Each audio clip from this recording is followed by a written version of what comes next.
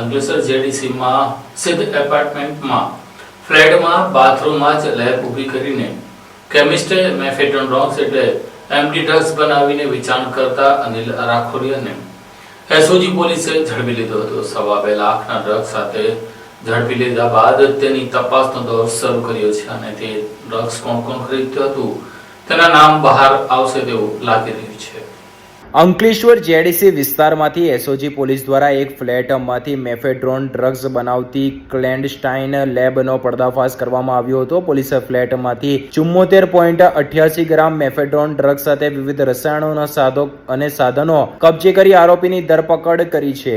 અંકલેશ્વર ઔદ્યોગિક વસાહત chemical hub બાદ હવે આવી વારંવાર પકડાતા ડ્રગ્સના કારણે ડ્રગ્સનો પણ મુખ્ય અડ્ડો બની રહ્યો હોય તેવું લાગી રહ્યું છે. અંકલેશ્વર જેડીસી રહેણાંક વિસ્તારમાં સિદ્ધ એપાર્ટમેન્ટના ફ્લેટ નંબર B301 માં ભાડેથી રહેતા અનિલ ગોરધન રાખોલિયા ઉંમર વર્ષ 33 ને ત્યાં બાતમીના આધારે ભરૂચ એસઓજી પોલીસે દરોડા પાડ્યા હતા. ફ્લેટમાં ક્લેન્ડસ્ટાઇન લેબ દરોડા દરમિયાન ઝડપાઈ હતી, જેમાં આરોપીના માસ્ટર બેડરૂમ સાથે જોડાયેલા બાથરૂમમાં રાસાયણિક સાધનો, મલ્ટીનેક ફ્લાસ્ક, કન્ડેન્સર, ઇલેક્ટ્રિક સ્ટીરર, થર્મોમીટર અને વિવિધ કેમિકલ સાથે કાર્યરત લેબ મળી આવી હતી. આરોપીએ ગૂગલ પરથી પ્રક્રિયા જોઈ મેફેડ્રોન બનાવતો હોવાની કબૂલાત કરી હતી. જો કે તે આ 6 થી 7 મહિનામાં વારંવાર ડ્રગ્સ બનાવવા માટે પ્રયાસ કરી રહ્યો હોવાનું પણ પોલીસની પ્રાથમિક તપાસમાં બહાર આવ્યું છે. ભરૂચ એસઓજી પોલીસે મેફેડ્રોન ડ્રગ્સ એટલે કે એમડી ડ્રગ્સ જેનો વજન 74.88 ગ્રામ, જેની કિંમત ₹2,24,640, મોબાઈલ ફોન કિંમત ₹20,000 અને વિવિધ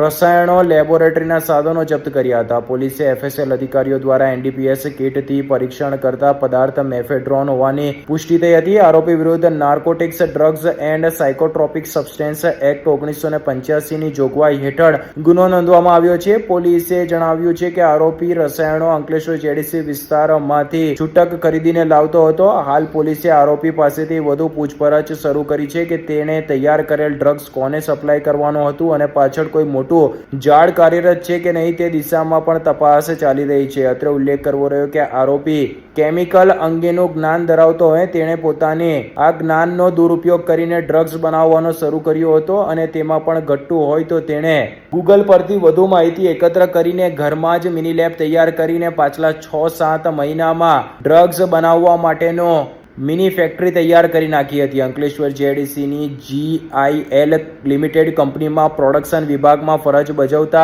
અનિલ રાખોલિયાએ પૂછપરછ દરમિયાન ચોંકાવનાર ખુલાસાઓ કર્યા હતા. તેણે જણાવ્યા મુજબ શેર બજારમાં સટ્ટેબાજી અને ઓનલાઈન એવેન્જર્સ ગેમ્સમાં નુકસાન થતા તેના માથે અંદાજે ₹25 લાખ જેટલું દેવું થઈ ગયું હતું. દેવાની સ્થિતિમાંથી બહાર આવવા માટે તેણે ગેરકાયદેસર રીતે ડ્રગ્સ બનાવવાનો રસ્તો અપનાવ્યો હતો. આરોપી છેલ્લા આશરે 6-7 મહિનાથી પોતાના રહેણાંક ફ્લેટમાં જ ક્લેન્ડસ્ટાઇન લેબ ઊભી કરી મેફેડ્રોન જેવા નશાકારક પદાર્થનું ઉત્પાદન કરતો હોવાનો ખુલાસો થયો છે. પોલીસે હાલ તપાસ કરી રહી છે કે આ સમયગાળામાં બનાવેલ ડ્રગ્સનો જથ્થો ક્યાં અને કોને સપ્લાય કરાયો હતો તેમજ આ ગેરકાયદેસર પ્રવૃત્તિમાં અન્ય કોઈક વ્યક્તિ તેની સાથે સંકળાયેલ છે કે નહીં તે તમામ પાસાઓને ધ્યાનમાં રાખીને તપાસ શરૂ કરવામાં આવી છે.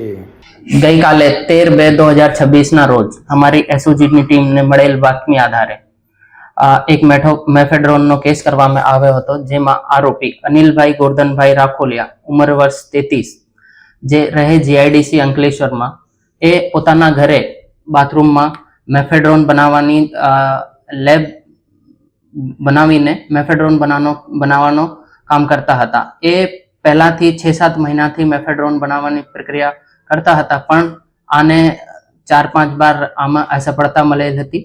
પણ અત્યારે જે કાલે અમારે આરોપીના ઘરે રેડ કરતા 75 ગ્રામ જેટલો મેફેડ્રોન જપ્ત કરવામાં આવ્યો અને આને સાથે રો મટીરિયલ પણ જપ્ત કરવામાં આવ્યો હતો. આરોપી BSc કેમેસ્ટ્રી સુધી અભ્યાસ કરેલ છે અને અત્યાર સુધીમાં GIL કંપનીમાં પ્રોડક્શન ઓફિસર તરીકે છેલ્લા 7 વર્ષથી ફરજ બજાવતો હતો. આરોપીના જણાવ્યા મુજબ શેર બજારમાં પૈસા હારી જતા દેવું થતા આ એમડી ડ્રગ્સ બનાવવાનું કામ ચાલુ કરેલ હતું, જેમાં આરોપીએ છેલ્લા 6-7 મહિનાથી એમડી ડ્રગ્સ બનાવવાનું પ્રયત્ન કરેલ હતા અને હાલમાં આની તપાસ આગળની કડીઓ આગળના સંકળાયેલ આરોપીઓની શોધમાં હાલ આની તપાસ ઉડાનપૂર્વક ચાલે છે. જે કાંઈ પણ માહિતી કે કઈ જાંચમાં આગે આવશે તો તમે જાણવામાં મળશે. સર આ જે મટીરિયલ છે રો મટીરિયલ તે ક્યાંથી લાવતો હતો અને આ જે મેફેડ્રોન ક્યાં વેચવાનો હતો એનામાં કોઈ તપાસનો બહાર વિષય અત્યારે આના બાબત અમારી પાસે કોઈ માહિતી નથી, પણ અમારી જે એસઓજીની ટીમ છે આની તપાસમાં છે અને જે કાંઈ માહિતી મળે તો તમે જાણ કરીશ.